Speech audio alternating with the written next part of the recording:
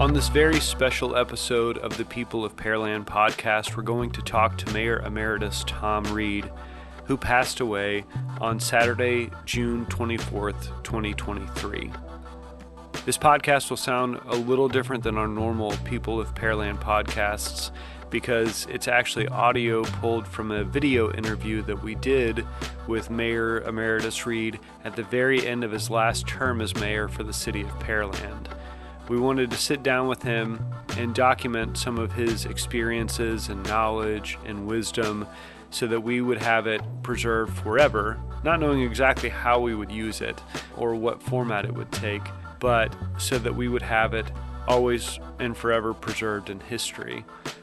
And so we thought, what better way to honor him than to dedicate an episode of this podcast to his life's work and his memory. So we hope you enjoyed this episode. Take the shot, hamburger. I want to make sure I get this moment when he sits there. Okay. All right, you're gonna get the hot seat. Yeah. Okay. So do you mind putting your Coke on this desk over here? Okay, All right. we won't advertise that, give them credit. No thanks. Oh, whoops. Alrighty. Good. No mask? I guess we could do this without the mask, can't we? We're social distance. Huh? Yeah, we can take that mask. You can just put it over there. Sure. I won't breathe on you. Stick it in my pocket, that way when I leave the desk, it's in my pocket rather than on the dead desk. Yeah. Make sure it's tucked in real good. Huh? Make sure it's tucked in. Oh, yeah. So you got the questions that we sent over. Huh? I said you got the questions that we sent over. Yeah, I got those, and So each one of them is a nice interview. yeah, well, and just skimming through all of them. I got to figure out, make sure that I don't go too verbose. well, and talk as much as you want because this is really You clip it and we can clip it for whatever we need. And honestly, we don't have to go through all these questions. I was kind of hoping we just see where the conversation goes. We talked about this a little bit when we did your press release when you announced your retirement, but I wanted to get it on video, and to be able to have that for, to give to you and to include in part of our library of information and give it to the Historical Society and all of that stuff. One more drink. We need a clap break. okay. So obviously, we're talking about, a lot of different things. So, we're really interested in your legacy as a whole. We want to know about everything that you want to leave us with from a video perspective. Tell us about the early history. You moved to Pearland in 1965. What brought you to Pearland? Beg pardon? What brought you to Pearland? Why did you choose Pearland? Well, I was working, I had Sorry, this chair is making a ton of okay. Now remember my hearing is not like it used to be. Yeah, I'll speak up. Okay. So, Okay, what brought me to Pearland? 1965, I went to work for Johnson Space Center on all the manned flights. And unfortunately, I lived up in Westbury Square up in Houston, which is a 70-mile drive from Houston. And I drove down here by accident through what is now known as 518, and swung through Pearland. I thought, wow, this is great. Subdivision was just going in. And right after work one afternoon, I swung through there and had 3 houses they built. Mine was the one in the center, Old Stratford Street.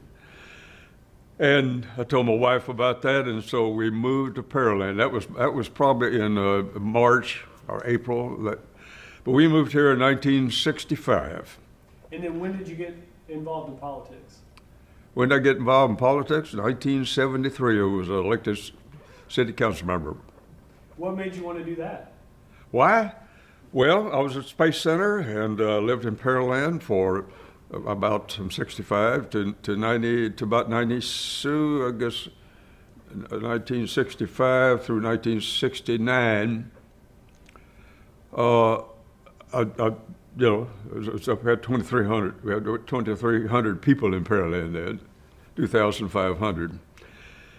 And everybody finally got to where we mixed up around and visited with each other. And they said, "What do you do, Mayor? What do you do?" And I said, "Well, I work at Johnson Space Center." They thought I was a rocket scientist. I said, "We've got some projects for you." Put me on a planning committee, and they making sure that we had a library system that we're talking about. Of course, we never did get that until later. And we were working on parks, and they said, "You can help bring a lot of knowledge to us from just being a rocket scientist." And that went on for about 3 years. And I was on the planning committee. I was on we just were talking about starting a library, and we didn't have one yet. And we were enjoying our visit in the afternoons with our people, because when I leave work, I come home. And we started trying to put together some ideas of what we needed to do as a city. And they said, "You're going to run for office, aren't you?" I said, "Well, I've always, every organization I belong to, I always wind up at the top somewhere along the line." And I said, "Well, let's see what happens on that." But in 1973, I was elected city council member. Did you have a campaign manager at that time? Or Yeah, my wife. She came down. We had the old school administration building on Grand Boulevard. That's where we used to vote. And we did it in the drama room, which I thought was quite unique. The candidates always wound up looking at filing their votes in the drama room.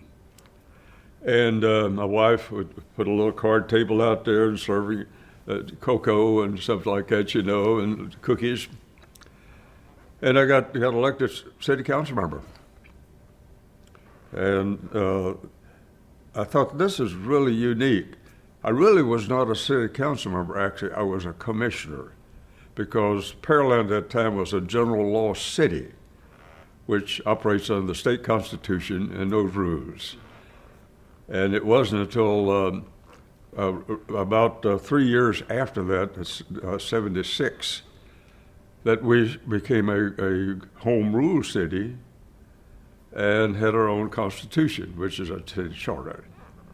So it's kind of interesting how you can get involved in something when you didn't really seek it, but it came looking for you. And that's what really happened in my case. Were you involved in writing the first charter? The charter was started with my neighbor, Glenn Cheney, who was our municipal judge at that time. As soon as I was elected city council member, all of the guys that were on city council said, they said, "This is fantastic. We're now city council members. We're not commissioners anymore." So it's kind of interesting how those things start and how you can get involved with things by even not seeking them. And I did not seek the honor of being a city council member, but he came looking for me. And I got to thinking, if I'm going to be here for a while, Space Center's going to be a while, this house is going to hold up for another 50 years, why don't I get involved and be a part of the plan of how we proceed from here? And I did. and I've always enjoyed it since then. Yeah. Now, we did several things right after I became city council member. We became a general law city, which means that we are become city council members instead of commissioners.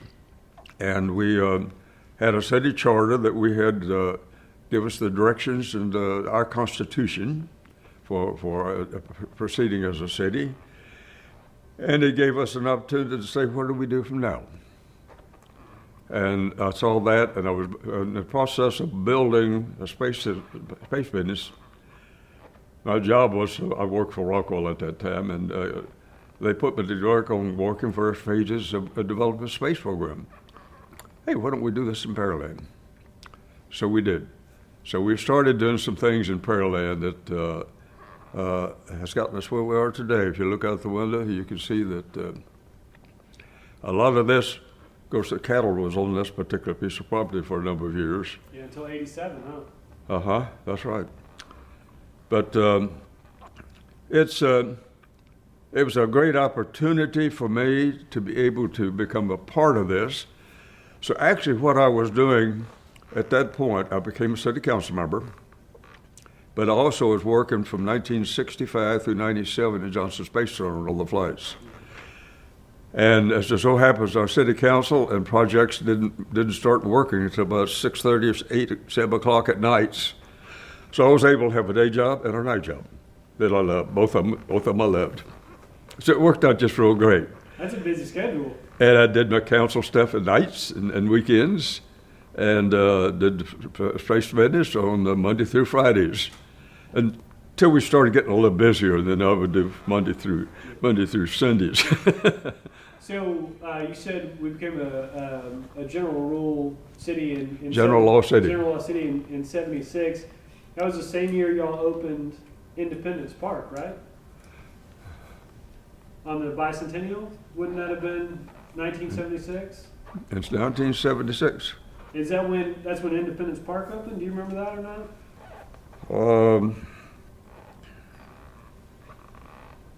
I don't remember the exact date that the park was opened, but the land belonged to Frances Jameson, one of our developers, and she owned the peach orchard, and you could always get your turnips and green beans from her and pies. But she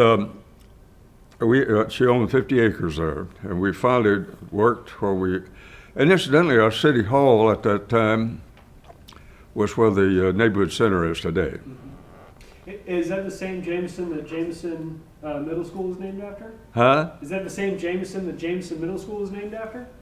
Yeah, that's it, yeah. Mm. And she was quite a lady. She was. They came in with no money in their pocket and started working in the fields and saving their money, and started a piece of property, and they'd buy a little piece of property.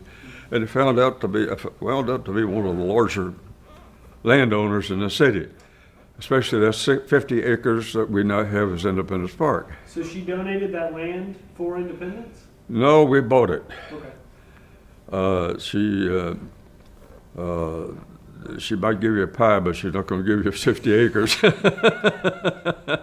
That's perfectly fair. Yeah, uh-huh. So did they start building that park before you got on council, or do you remember how long that took? That park did not get built till quite a bit later. It was not 1976. It was not when they became a park. Oh, really? I don't think we bought that piece of property until later on, because we had to get city council to be able to get enough money to buy those sort of things, and we had just started.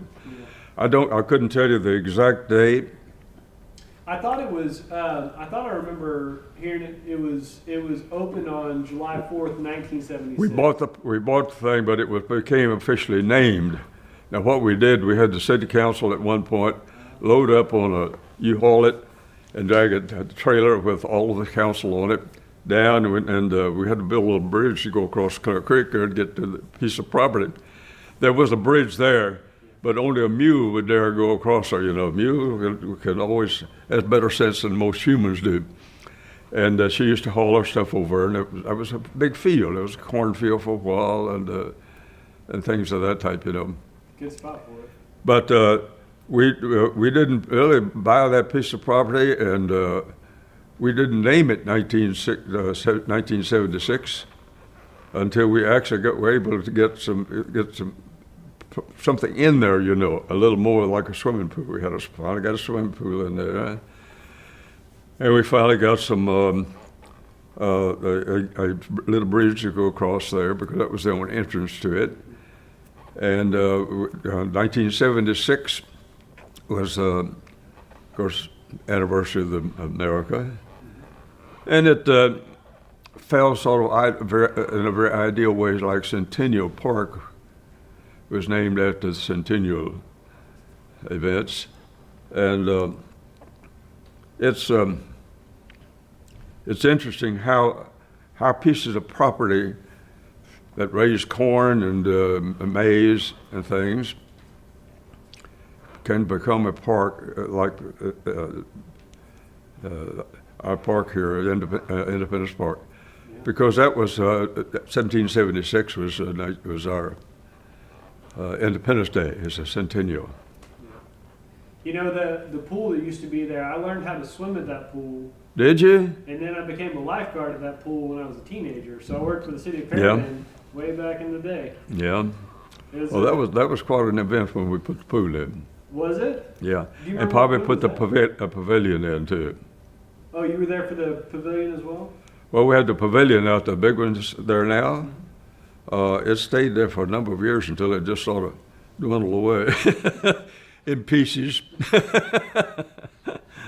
So do you remember when the pool was put in? Beg pardon? Do you remember when the pool was put in? It was several years. I could probably go back through the paper file that I keep. I've got a file cabinet full of things, and you ordered a lot of information I'll have to share with you at some point over time. It would have had to have been, I swam there when I was 3, and that would have been 85. So by 85 it was for it was probably in the early 80s. It was a great pool. We loved it back then. Yeah, we had a pool and a little house, what do you call it? Pool house. Change house. Go and change clothes and take your money if you get in the pool and stuff like that. So looking back, you've been in Pearland politics for 44 years between being a mayor and being a council member here. If you could pick one, what do you think your greatest legacy would be for the city of Pearland? I think my biggest legacy would be the fact that there's several legacy items that I would like to brag about. One of them is the fact that when I came here in 1965, we had 2,500 people.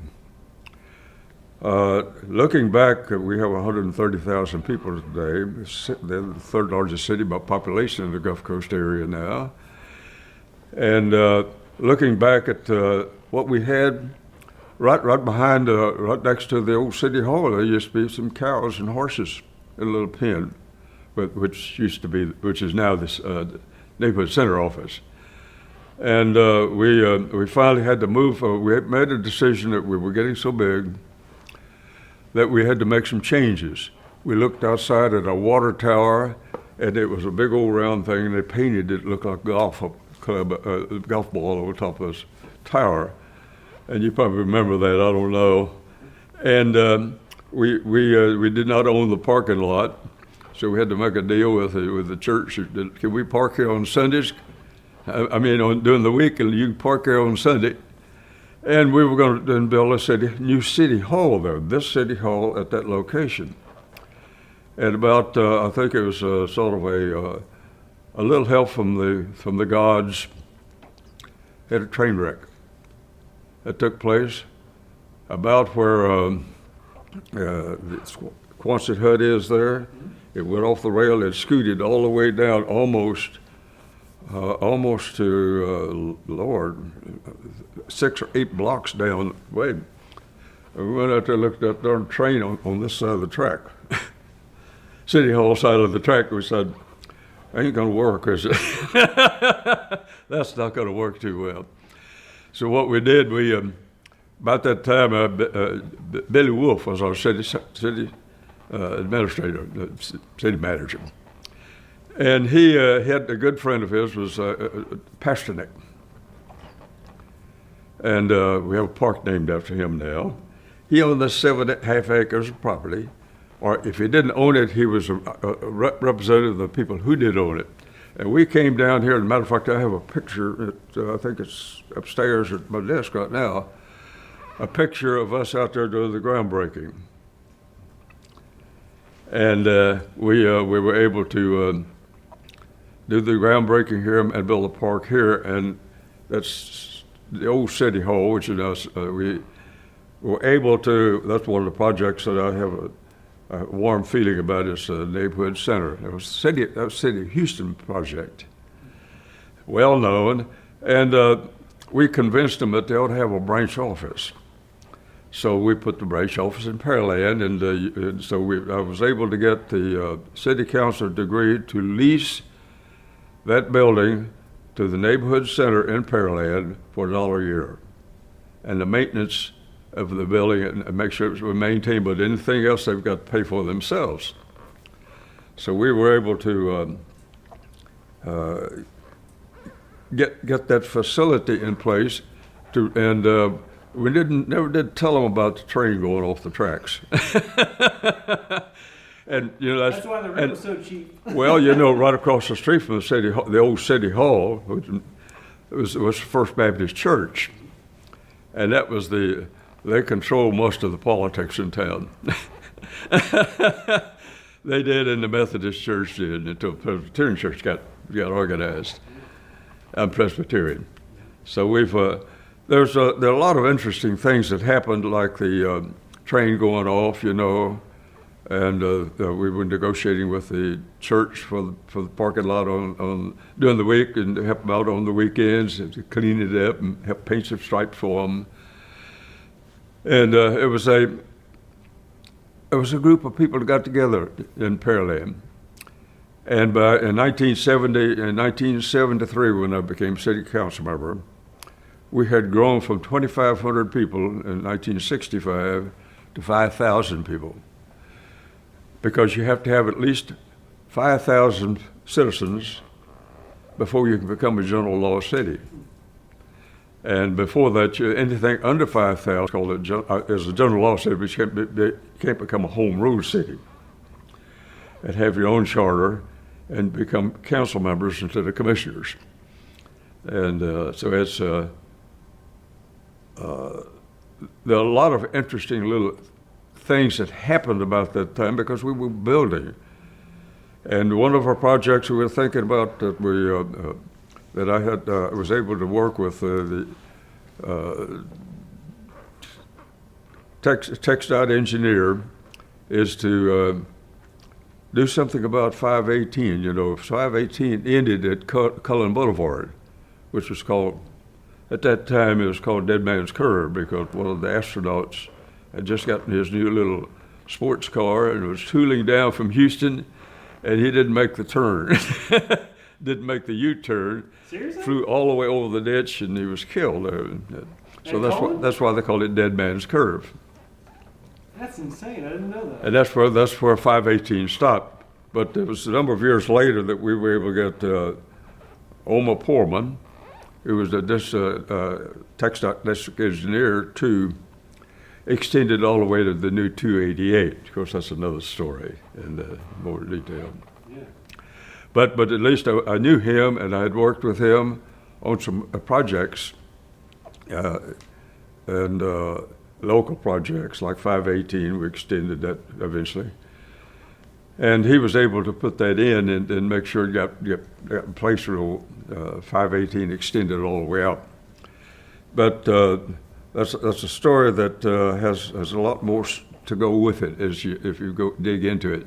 Well, it's always been, from my observation, in everything that you do, whether it be, transportation or water or education or community services, you have a real knack for making sure that Pearland is taken care of, but leveraging regional partnerships, being a part of something much bigger. And I just wonder if that comes naturally to you, or if that's something you really had to work at, like securing water rights for Pearland or the transportation projects. How do you balance that? I got to take care of Pearland, but we have to be good partners for the region. How does that work for you? Well, it's how do I be a good partner for what? Regional partner, being a part of HGAC. And all of that. Well, those Pearland did not belong to HGAC until I became city council member, and we had one of our city council members. We were entitled to 2 members, a member and an alternate. And HGAC had just started back in 1974, and that's when anyway, I was not a council member at the time it started, and then when we became a council member when we became a member of HGAC. And that's when I went on the HGAC board of directors. So I've been a member of the HGAC since 1973 to date. And nobody really wanted the job. They didn't know what to do with it because it happens downtown Houston. And there's a lot of good stories about the HGAC, how it moved from one location to another. We had our office, Houston County Council, on Alabama Street. Is that the right street? Yes, Alabama Street. And right on the corner, and Houston's bus jumped off the trail and ran over and wound up in the meeting room. So we decided we better get away from that area too. Seems like accidents follow you around. Yeah, it creates opportunities. So we moved to a different location, and we stayed there a while until we moved to the present location on Timmons Boulevard. But trying to reminiscent about all of those, I'm probably mixing it up a little bit. Your question originally was, what was my what? What would this is a legacy? Yeah. So your greatest legacy. Okay. You have a lot of them. I mean, we could talk for days about. Now, let me name just a few of them. I was on the board of the Gulf Coast Water Authority. Was able to get 20 million gallons of Brazos River water, which we're using today for our surface water treatment plant. I was also able to, in working with a number of organizations, you can with my mind just went blank on me here. I think my old age is catching up with me. But I was able to work with Alan Mueller. See, we only had just our property line stopped at Cullen Boulevard. We had all this out there, and all of a sudden there was this big, beautiful freeway going through. They call it 288. Alameda School Road is what it was, but they call it 288. And we looked at it a little bit, and we found out that was City of Houston water. That was City of Houston territory. And I can't remember the mayor in Houston, but he was a commissioner on the Texas Transportation Board, was the mayor there. If I called his name, you'd probably remember him. But Alan Mueller and I went down and talked to him about it. Says, you've got all that land that runs from Cullen Boulevard all the way to 288. And it runs all the way up to the Clear Creek. And it goes all the way down to Highway 6. He says, what are you going to do with all that? And he said, well, Houston wasn't a very big city then. He said, well, I'm not sure that we can afford to do much with that, so we worked out a deal where he transferred that to the city of Pearland. Really? And that's when we put a 100-foot strip around all that area, Alameda Joe Road, down to Clear Creek down, all the way down to Cullen Boulevard, and all the way over to Highway 6, and wound up with 70 square miles that we have today. Yeah. And that's our final. And that was a job that I put that in my legacy. Yeah, heck yeah. And we did visit with the mayor, and the mayor thought it was a great idea. Matter of fact, the city council member, District 2, was there to help me, and he said, "I think that's a great idea." And District 1, used to be Franco Lee, and he supported it. He liked the idea of having some people in there, So we were able to lock in the footprint that we have today. Amazing. And it was done by the fact that I had met the mayor several years ago, because he was on the Texas Transportation Board, and he and I visited on trying to get some roadways in around Pearland, and also to encourage and get some support for a potential roadway that we weren't quite sure what it was, but it became Beltway 8 eventually. And that's why we stopped at Beltway. We stopped at Beltway 8 because Beltway 8 is just on the other side of the creek. Yeah. That's still in Harris County. Yeah. But we were not able to get the distance between Beltway 8 and Clear Creek because of a feeling that was still property of the city of Houston, and there were some houses in there, so they felt that was probably inappropriate that we transfer that into the 70-acre transfer process. But we went through that process of getting I feel like that's a legacy that I think is very valuable to us. The 20 million gallons worth of water, I think, is very valuable to us. The fact that the first consultant that we were able to hire was a land planner back in 1970, before I became a city council member. We hired this land planner. I was on the planning committee back in those days. They grew up to be a planning commission. And he came out as Mormon Mark and Green, I think was the name of the organization. And he gave us a master plan for Pearland. You put your manufacturing groups over here, put your houses here, you put your residential sections back over here because of the roadways and connectivity.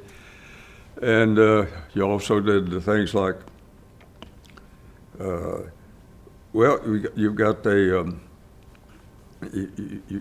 got so many options with a land planner, but he said, what you want to make sure is, as you grow, he said, you need to do something else. You have a land use and ordinance put in place as a result of his decision. So we had to lock it in, where you had to do things like, if you build a house, and we did something with drainage a number of years ago. I became drainage commissioner for about a year there at one time, because that was a nighttime job too. Is there anything you haven't done for the city? I said, is there anything you haven't done for the city? Well, I ought to give you my resume. It's kind of I enjoyed it. I'm not sure my wife enjoyed it all the time, but because I was doing most of that at night, and I wasn't doing much during the day except down at the Space Center. But he planned that out, and we did. That's when our land use and urban development ordinance was put in place. And because of that, the quality of development in Pearland, it didn't pop up real fast. It was 1990. It was almost the year 2000 before we started working with the organization that helped us put in our wonderful development out west of 288, Shadow Creek Ranch. And we worked with them for a couple of years and developed that idea. They bought it, and he went out and he needed to start the program of developing that piece of property. So he went out and they had a ranch land out there. So he went out and bought ranch land property. And he talked all of those old ranchers into selling the property that started the Shadow Creek Ranch. And then we added that on later on. He bought more land and developed more into Shadow Creek Ranch. But I was able to be a partner with, I worked closely with the developers. They were out of Las Vegas. And they had a project similar to that in California, and they called it Shadow Creek Ranch. They said, "What do we have one in Texas?" So we named it Shadow Creek Ranch. And I still have the maps up there in my office if you've seen them. Will. So where do you see Pearland in 50 years? I see Pearland 50. We continue.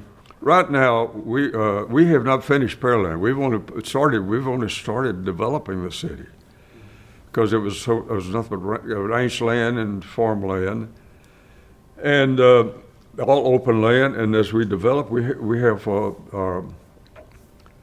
our city moving gradually forward. We didn't move too rapidly because we didn't have the taxable income to be able to finance all the streets, sidewalks, water lines, wastewater treatment plants, and things needed to fill up that 70 square miles. So we've been working on it. We still haven't finished it. It's going to be several years before we actually get it to the point where you say, well, that's pretty well finished. Like Pasadena, I mean, it's just they put all the streets they're going to put in, all the water lines they're going to put in, and most all the buildings they can afford to put in. And it's going to take us a long time. I'd say another 20 years before we get to that point. But in 50 years, I think Pearland will be a city of about 225,000. It will be noted as one of the cosmopolitan cities in the Houston area, Gulf Coast, not just Houston, but the Gulf Coast area. Because we're developing it with quality, we're developing it with special development ideas. The 2020 projects that we're running is going to make it not only a more attractive, but a more beautiful, more pleasing city, an inviting city that people will want to come in and be a part of. So the requirement is that future councils and the PEDC and the citizens are going to really have to support this, because if you drive through Pearland now, there's a lot of vacant land. There's still some barbed wire out there. So it's something that if we keep the pace that we're working right now, it'll take a little longer, because it takes a while to build a road. It takes a while to put another wastewater treatment plant in. It takes a while to finish it. Water treatment, surface water treatment plant, to make sure we got the water available to support all these people. So I'd say it in 50 years, we're going to be a very good cosmopolitan city. You're thinking you're going into something that's very special, and you have that today. You have that today with the little pot lawns that says "Welcome to Pearland." And roads are beautiful. Our parks are beautiful.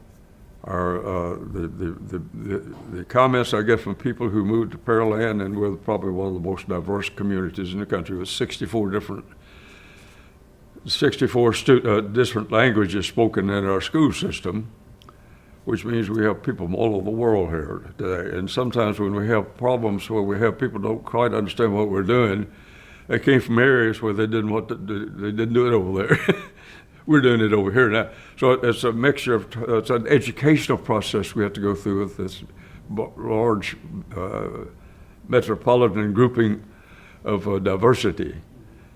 And as you go through the process, in 50 years, you're going to see that the 2020 plan, if we can continue to do the projects that we have there, and we're making more, and one of them is going to be on 288, dress it up so when people come in to Pearland, housetops will never be able to support a city financially. You must have manufacturing and special medical type facilities in our city. We're putting those in place now, like Lonza. And the reason why Lonza came into Pearland was that they looked at several areas around Houston. They had part of their operations down at the medical center, but they got to checking around, and they came to Pearland and they said, "This is such a pleasant, welcoming type of city." He says, "Your roads are fantastic," and he says, "and you're just getting started. Just imagine when you get all the landscaping in, get all the roads and 4-lane boulevards with landscaping, and continue your mowing and things." Said that we got to think, let's move to Pearland. They put a 300,000 square foot building in Pearland, and they're getting ready to enlarge that. And the same thing was said with was it Hauser?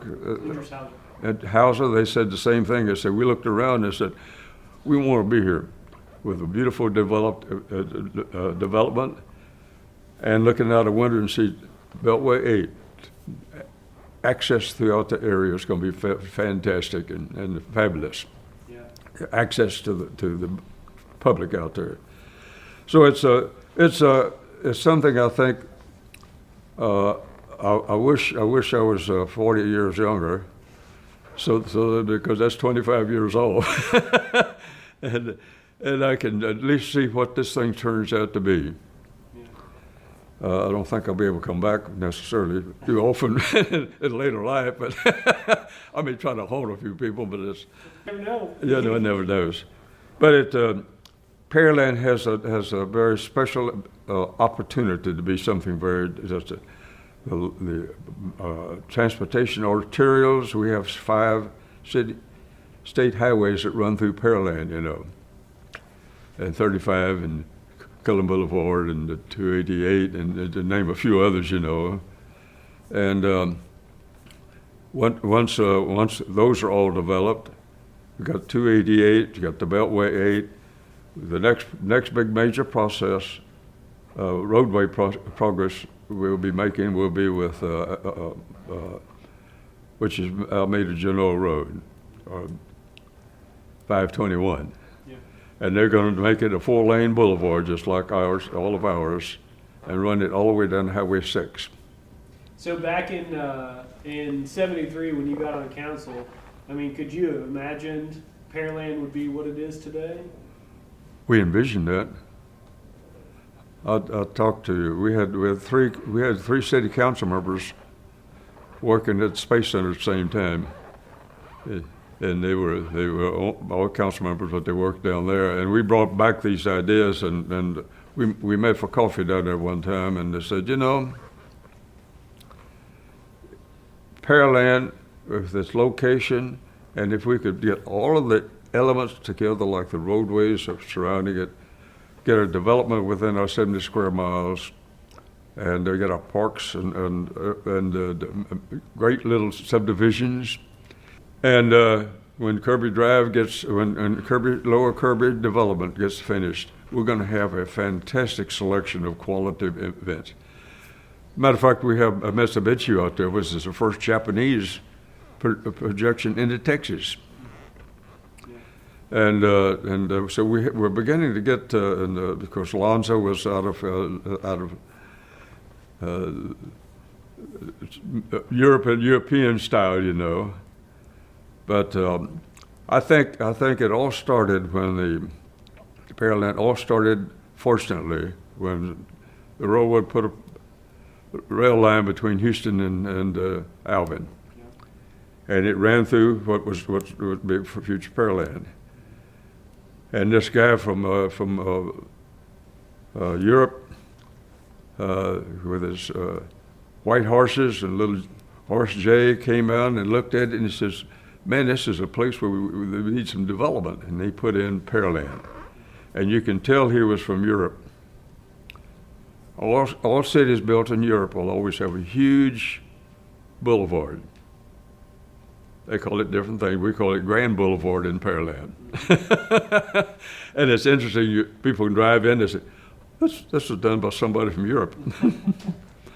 Because it's I'm sorry. No, yeah, that was great. That I never considered that. But I mean, we do have two very main arteries, and that's one of the reasons that we're as popular as we are, is that there's accessibility. You know, people can get in and out. And well, we're 4 miles to Hobby Airport, 1 mile to Ellington Airport. We're equidistant between the Port of Houston, Port of Corpus Christi, and Port of Freeport. yeah, And once we get the continued expansion on Beltway 8, we have a good example of that, and I hope he appreciates this because I see him and I think he's a wonderful person. He's the chairman of Port of Houston. He lives in Pearland. I'd ask him one day, I said, how come you live in Pearland and work over to Port of Houston? I said, that's a long way. And he said, well, if I lived in one of the cities over there, I said, there's change of shifts, you know. I said, I'd never be able to make it to work in the morning.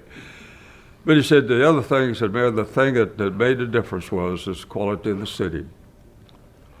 And he said, I like what your plan is, and I know it's going to be something very special. I wanted my house here. But he said, also, fortunately, it takes me about 10 minutes to get to Beltway 8, and in 20 minutes, I'm in my desk. That's why people move here. That's a good story. Yeah. That's a good story about Pearland. So another story, tell me about the library. Who was your idea to get the first library going? You and the group of guys, was it the council or who came up with that? Well, it started with my wife. That's all good ideas. She said, nobody, down at Clear Lake, I'd go to, on the afternoon when I come out of Nassau on the way home, I'd always stop by Freeman Library. And I got to know the people in there. And we were talking about it. We had Tom Alexander's wife, Ms. Alexander's wife, and several other people. We got together talking about the library. Says, we don't have any. Says, a school has one, but I mean, you don't want people going back and forth in school. So we found out that we were cooling around, and I was riding with one of my guys one of my elders from my church. I'm an ordained elder in the Presbyterian Church, so that's why I have to watch my language. But we were driving around, and we saw on Grand Boulevard, on the south side, there was a building there. It used to be a pool hall. So we got to checking, and the city says, So we got to working with them, and we had this. They were able to buy that pool hall, and the men's class at the Presbyterian Church bought the lumber. Several of them were pretty good carpenters. They bought the lumber and went in, built the shelves and everything. And my wife was the first chairman of the library, Friends of the Library. No kidding. And in fact, I still have her certificate to me as one of my helpers. But we built that library, and it was a city library.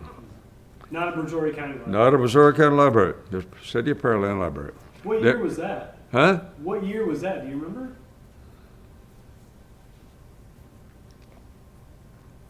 It must have been in the 80s time frame, because this library here was built in 2001. Yeah, because you had the library over here in '87. Yeah. Right? So we moved into there, and then we moved into the location. The library, we really developed it into a nice little building over time, and put some rock on bricks on the outside. And what it wound up at there's a seniors building eventually. The Knapp Center. It's the Knapp Center. Melvin Knapp from Methodist Church. So it went from a pool hall to a library to the Knapp Center. To the Knapp Center. And the pool hall went from there to the other side of this building, the annex over here. The library? The library did. Yeah. It was annexed there.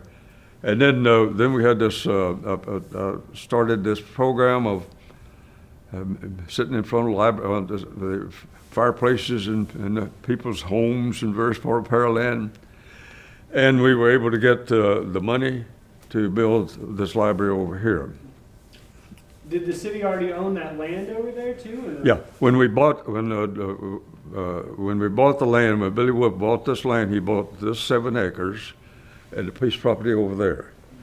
And he kind of envisioned that they would move all that city stuff over here. Because the library, the city hall originally, when I first became city council members, we had the city council chambers, we had the city manager's office, we had the city secretary's office, had the treasurer's office, and half of it was the police department and the jail at the back. All of that in what is now the neighborhood center. Goodness gracious. It's amazing to go through those processes and to be a part of that. Yeah. And it was fun to think about some of that. That's amazing. It is. It was a desire to be better. It was a desire to make things. Let's make Pearland better. And we've had people that have supported that idea. And I've been a real pusher of that over the years. Of that. I would say so. I mean, there have been people along the way, but nobody with the stamina that you've had. I mean, you know, I would be surprised if there's ever another mayor that works as hard as you do and does it for as many decades as you've done. I mean, that in and of itself is. Yeah, I hadn't realized how long I'd been mayor. I think it's 42 years, something like that. 37 years as mayor. Well, it's 44 total. 44 total, yeah. Well, it was at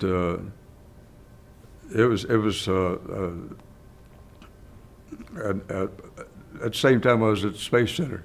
Two wonderful jobs, a day job and a night job. And they were both. I was in on the things like the lunar landing and the progress of the accidents we've had in the project, the building of the space station and stuff like that. I was there when we did it, working with the guys. I spent the last 10 years of my life at the Space Center in the shuttle program office as his assistant in the shuttle program office. So I was able to interface with people coming down from the Air Force and Congress coming in, have a chance to meet all these people. And so it was it's something very special. And it's something I'll think about every once in a while, but not very often. Well, and I mean, because I'm trying to finish building what we got going here. I got me a project here going. Well, and I've seen how busy you are here. I don't know how anybody would have a time for another job on top of that. I mean, just watching you work makes me tired. At least have 2 jobs, huh? So thinking about that, sort of 2 questions, and then I'm pretty much done. If there's anything else you want to talk about, we can. But what do you think you're going to miss most about the? What do you think you'll miss most about being mayor? What do I think the most about it? What do you think you'll miss most about it? What do I miss the most? Building projects for the city. Seeing an area that would be a beautiful place for a subdivision of this quality. Trying to make it happen. Also,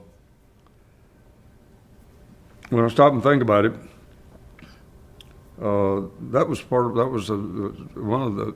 I have a trouble choosing between that and the space business as being the highlight of my life. And I started. I prepared for that quite. My age is catching up with me. I flew with the Navy in World War II, and I built the relationships through going through school, University of Texas, and building educational background and working for different companies. Navy with underwater research. junior engineer at WKM out on South Main Street in Houston. And a bunch of projects like that, and then started to work for space business, and then get elected mayor. I couldn't have planned a better life. Yeah. Because it was doing exactly what I like to do, build things. And that's what the space business was. You're building something from nothing. Well, we didn't have nothing here. We had 2,500 acres. We had 2,500 people. But you're building. It was the start, and they were all old timers, and they were the guys that made Pearland area. That was what Texas used to be. What do you? How do you envision as Mayor Emeritus? What do you think you're going to do with all your time? What do you? How do you see yourself working every day? Well, if the new mayor and council don't get on my case, I'm gonna keep doing what I'm doing. Heck yeah. And I also feel like I've sort of still have the vision where we still need to go. So I want to make sure that is shared with the appropriate elements. And I feel like that things like working with the Chamber of Commerce, and ribbon cuttings. Doing proclamations to all these various elements and around, visiting with students in high school, do the Eagle Scout Courts of Honor, and working with individuals in the community and help select really the people that serve on the boards and commissions in Pearland. I see them and we need to put this person in that needs to be on the library board because of the library person. And maybe I can be a spokesman to the council because there are going to be some people that are learning. Some of them have never been involved in anything in the city at all. And that's for 3 of the positions. And of course, with 2 of them have been involved a little bit to run for mayor. But I'd like to do that. I'd like to be a sort of a representative of the city. And instead of putting me in an office up there, where I can come in and operate, got to keep my little things like this, Keep your badge, yeah. I come in and work on projects. I think we need to do a history of Pearland. We haven't done one yet. Some of this is part of the history of Pearland. Absolutely.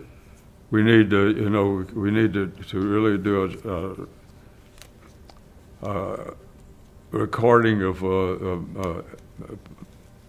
our chairman of the immediate past chairman of the Historical Society. Yeah. Yeah.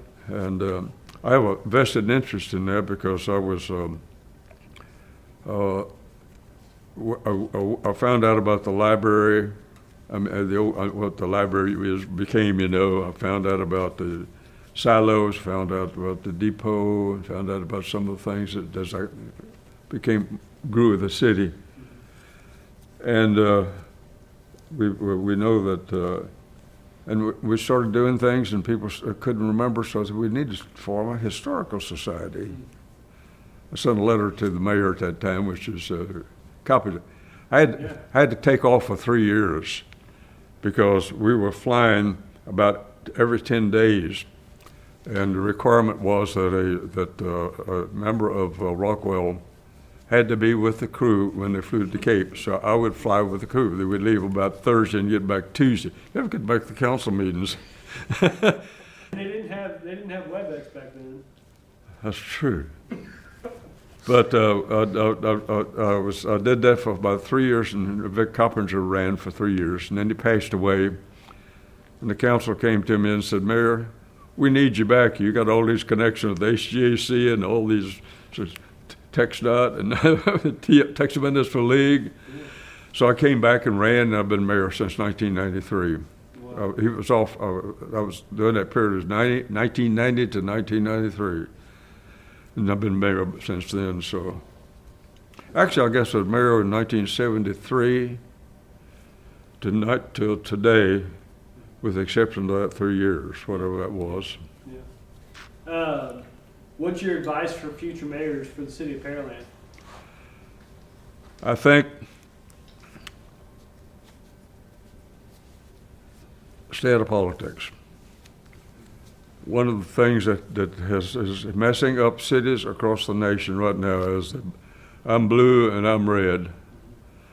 And I want to say, don't endorse that. Don't support it at all. If you do it your own life, but that's that's outside of Pearland. That's not a Pearland project.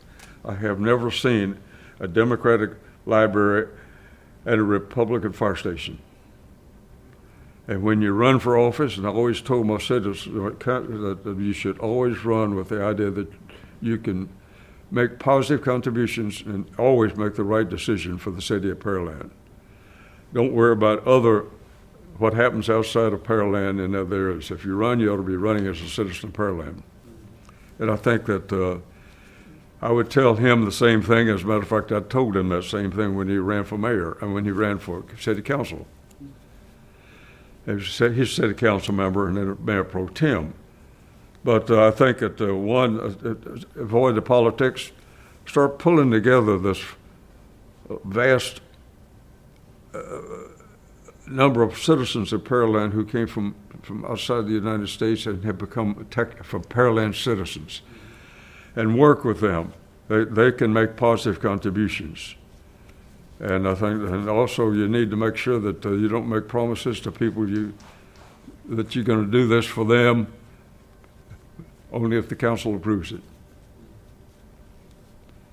And you should always make sure that you don't make deals with people on the side. In other words, be a mayor with the project of being the mayor of Pearland, working with the citizens of Pearland to make this the grand cosmopolitan city that we're looking at 50 years from now. Continue what we have been doing to date. What anything else you want to tell us? Any other thoughts or comments? No, I think it's something that each one of those subjects is probably a long discussion because I skipped through a lot of stuff, you know. I think there's some really good stuff. Really good stuff. I got one more question, Mayor. Yes. One more question. What's one message you would have for the Pearland people? I have been very disappointed in some people that have said that my taxes are too great. They're looking at the tax bill, which is Pearland taxes, county taxes, state taxes, and look down the bottom line. That may be a good number, and they're also in mud districts, which eats up a lot of tax. I keep saying that you came to Pearland for the simple reason that you want to come to a special future cosmopolitan city. A city that's got all these things that you've always wanted in a city, and a bunch of people that are so nice, and the council and planning and zoning commissions, and facilities that are just very special for a city at this point. It's not free. Why did you come here in the first place?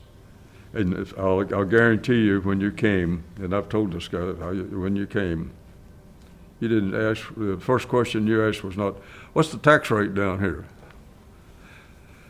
And if you look around and you look at the tax rate, not at the bottom of the list of the taxable. So drainage district has a tax number in there too.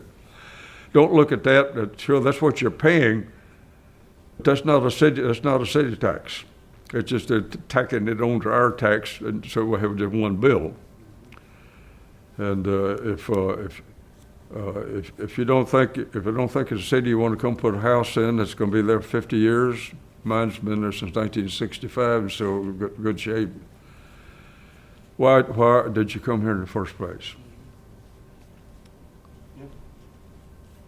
And I've got several people that complaining about that. One of them is running for council right now. Spoke for the city council about the exorbitant tax bills they have to pay. And one other thing I think I'm very proud of is that I was on the board of directors of the Gulf Coast Water Authority. I was able to get that 30 million gallon 20 million gallons worth of surface water there. Yeah. In this day and age, that's. And that's going to be a difference because water is going to be it's going to be at a premium in the future. South Africa would love to have some water. Even League City would love to have some Huh? water. I said even League City would love to have some water. Lake City is having a problem with it. A number of cities in Texas are having problems with the water, lack of water. And right now, I worked with the city council to make sure that we have 56 million gallons worth of diverse water sources. 18 million of that was the groundwater sources, which the council decided we're not going to drill them more wells. And because the water is contaminated down there, you have to clean it before you can drink it. And we have, we've got all kinds of water sources that we were able to acquire. And we have this locked in 12 million gallons from the Houston Southeast Water Plant that is going to be hard to get because that's Gulf Coast Water Authority water. And they're going to be there for a long time. They're going to tap into the Trinity River now, and amongst other rivers, and make sure. But things like acquiring the water, we're going to be okay through. We projected we're going to be through 2067. And we don't have to worry about water. And a number of cities would love to have the water we have. They're running short. Manville is looking for a water source, and some other cities are doing it when they build. So I think we have so much going in our favor for Pearland. It's sort of something very special and fortunate that we have. And you can't buy this sort of thing. You have to be there at the right place and do a little bit of positive things. It took us a while to get that 56 million gallons worth of water. I spent 5 years on the Gulf Coast Water Authority and was able to get that 20 million because it came available and we locked it in fast. So it takes time to build these things, and it just takes forever. But I say that to a new mayor, be honest, work with your citizens. Don't make promises you can't, that the city council won't approve. And try to vision and help develop the city as it continues to grow in a very positive fashion. Yeah. So that we can be over 200,000 in the future. And of course, that's something to do that. We're going to have to go to high rises to make that happen because we don't have that much large tracts of land available for subdivisions anymore. We'll put that ladder truck to work. Huh? So we'll put that ladder truck to work. That's right. That's why we bought it, just in case. The future planning. Yeah. Well, I think that covers it for me. Y'all got any more questions or anything? Or? I'm sorry to wander so much in my conversation. No, it's great. Yeah. It's kind of a bull session. Would you like to thank the community? Would you like to thank the community for your time here or something like that? I'm sorry? Would you like to say thank you to the community? Yes, I think anyone who would like to spend some time listening to a discussion about what Pearland could be and how we accomplished what we did, thank you for listening to that. I think please make certain that when you wake up in the morning that you always think about what a wonderful city this is. And when you go to bed at night, always say, I'm so glad I live in Pearland. All right, that's all I Good. need. That was perfect. That was it. Heck yeah. All right. Thank you.